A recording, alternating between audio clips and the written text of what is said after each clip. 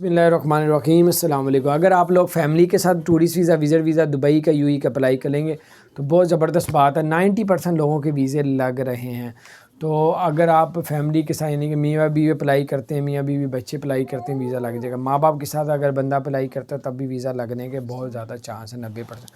और अगर अकेला बंदा अप्लाई करता है तो वीज़ा नहीं लगेगा।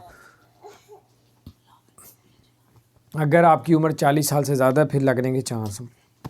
अगर 2 लड़कियां अप्लाई करेंगी तो उनका वीज़ा लग जाएगा।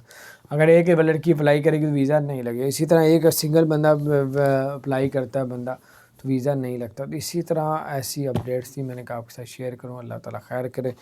और फैमिली के साथ, माँ बाप के साथ अप्लाई कर सकते हैं, बीवी बच्चों के साथ अप्लाई कर सकते हैं, वीज़े लग रहे हैं।